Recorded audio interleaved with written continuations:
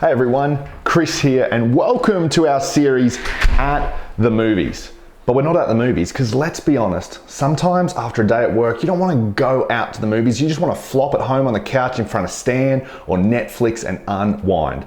And here's something you need to know about me. I'm a massive DC fan. In fact, Batman is my favorite superhero of all time. Why don't you let me know in the comments below, who's your favorite superhero of all time? Are you DC? Are you Marvel? Let me know. Well, because I'm a DC guy, in this episode I couldn't help but look at the new blockbuster movie Wonder Woman 1984, and we're going to dig into some of the plot lines and some of the scenes of this movie and see what we can learn. And especially, we're going to discover one thing that competes to become the main character in your story, and by the end of this episode, you'll have a plan for how you can identify it and how you can stop it from becoming the main character in your story.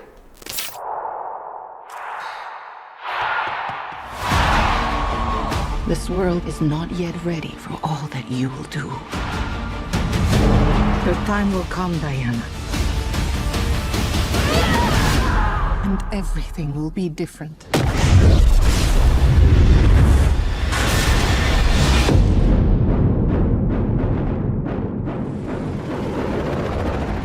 Citizens of the world, I'm here to change your life. anything you want, anything you dream of, you can have it.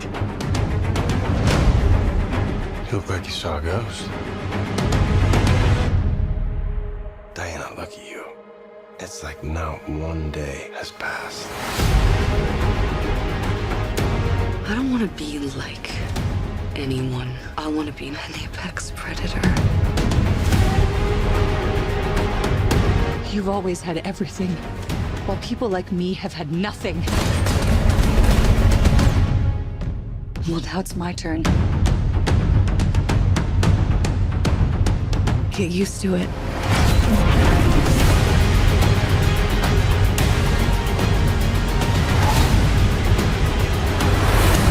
I've never been one for rules.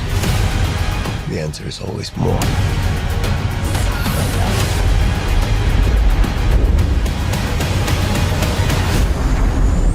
The way I fly, they will never find us. I forgot to tell you. What? Radar. Will they shoot at us?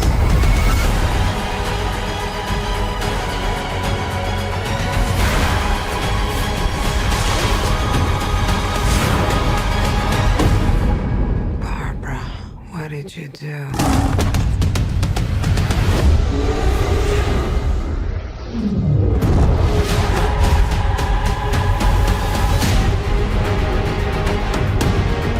You know, I'm not so keen on this one. I figure you are, but you know what? I'm ready to go. I think we can do better. Parachute pants? Yeah, Does everybody parachute now? Wonder Woman 1984 is part of the DC universe. Wonder Woman is a sequel to the Wonder Woman movie that came out in 2017, and there's also part of her storyline that intersects with the Justice League movie of the same year as well. So there's a lot going on as we move into this movie. And I don't want to give you the entire backstory or ruin it for you because I don't want to take away you having your own DC movie marathon yourself. But one thing I will say, and it's kind of obvious, is that the movie itself is set in 1984. And one of the associate producers, Anna Obrupto, says that there's a very deliberate reason for setting the movie in that decade. See, the 80s was the year of Apple. It was the decade of parachute pants. But it was also a decade that was characterized by greed and wealth. It was a decade that was characterized by looking around and saying, how can I get more, and more? Enter Diana Prince, or Wonder Woman. And in this particular movie, Diana faces up against two villains. One, a really wealthy businessman called Maxwell Lord, and another, an archaeologist called Dr. Barbara Minerva. And what I find particularly interesting in this movie, and it's what we're going to focus on in this video, is that Dr. Barbara Minerva actually used to be a really close friend of Wonder Woman's. But something got inside of her heart. Something began to become the main character in her story. And instead of being Wonder Woman's closest friend, she turned to become a mortal enemy of Wonder Woman. And this thing that got inside of Barbara's life could also get inside of your life. And the thing that welled up inside of Barbara and caused her to destroy her relationship with Diana is this same thing that wells up inside of us. It's envy. Envy is that thing that causes us to look over our shoulder, to compete against other people. It makes us arrogant when we're doing really well, and makes us feel more discouraged than we should when things aren't going as well as we'd like.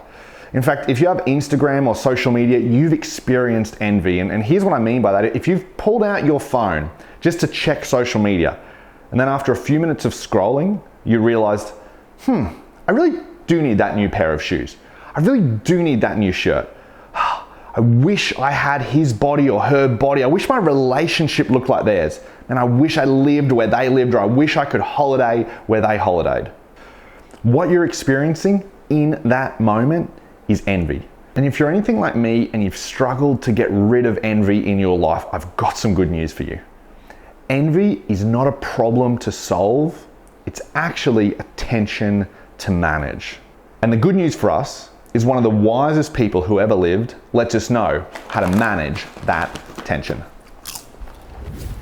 This wise person is King Solomon. And not only is he one of the wisest people to ever live, he was also one of the wealthiest people to ever live. Think Jeff Bezos in our modern culture. And Solomon, despite the fact that he lived over 3,000 years ago, he kept a diary. And his diary has survived antiquity. And we actually get to look at this diary to help us figure out how do we manage this tension, both emotionally and relationally, when it comes to dealing with envy. This is what Solomon writes. He says, I saw that all toil and all achievement spring from one person's envy of another.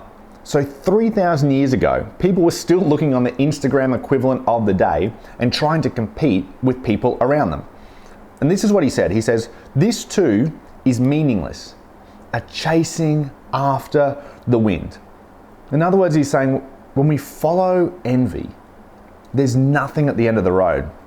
Despite the fact that we think we're getting a promotion, we think we're getting that new car, we think we're getting the body of our dreams, it always ends in disappointment when envy is the main character in our story.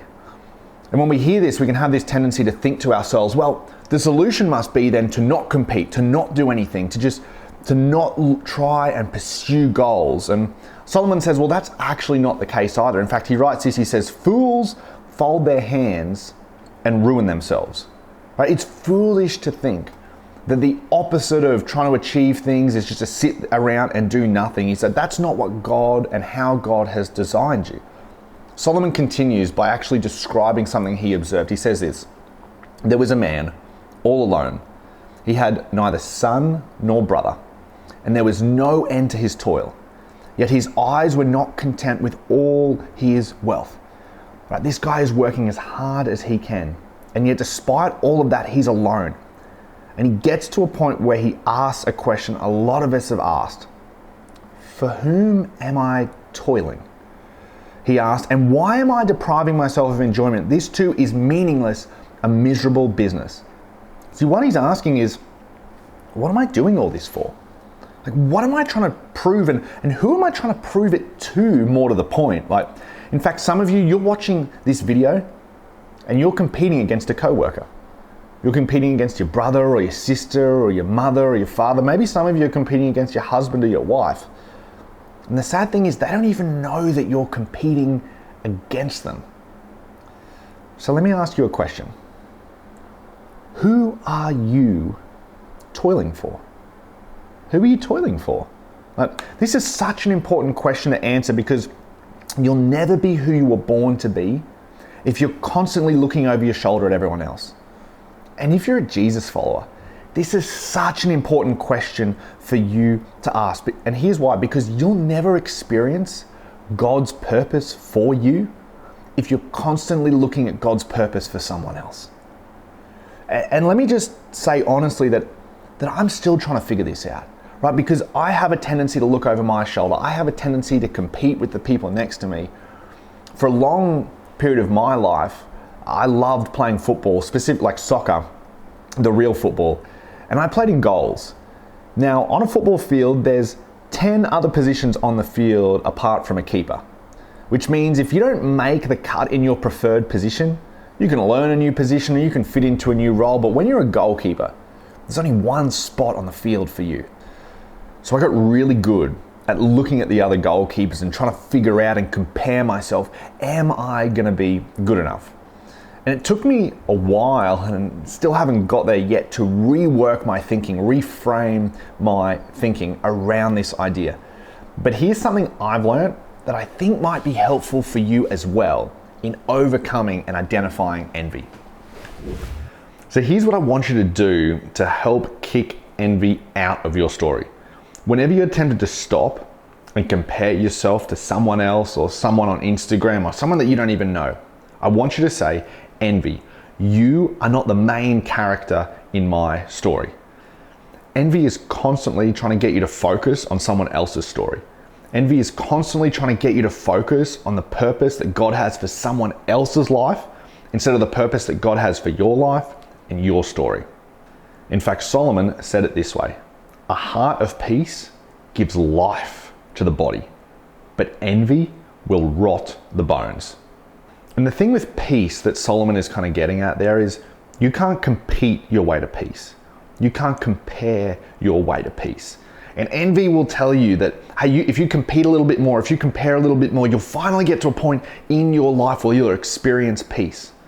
But you know as well as I do from experience, that is just not the case. And if maybe you've been like me, conditioning yourself over a number of years to compare yourself to others, maybe just saying, hey, envy, you're not the main character in my story, maybe that's not enough to help kick envy out of your story. So I've got a bonus idea for you. Here's what I want you to do. Every day, just for the next week, okay, I think you should do this every day. You could do this every day, but just start for 7 days. What I want you to do, either at the start or the end of your day, I want you to write down 3 things that you're grateful to God for. And if you're not a Jesus follower, you can just write down 3 things that you're grateful for. Now, I know this might sound a little bit weird, and to be honest, it will be a little bit awkward when you start to do it, particularly if you've been so used to comparing for so long. But even if you can't come up with 3 things at the start, just pick 1 thing or 2 things that you can be grateful for. And here's what will begin to happen over that week. As you start to look to things that you can be grateful to God for, you'll start to find way more than 3 things. You'll start to find 5 things, 10 things, 15 things that happen throughout your day that you can be grateful for.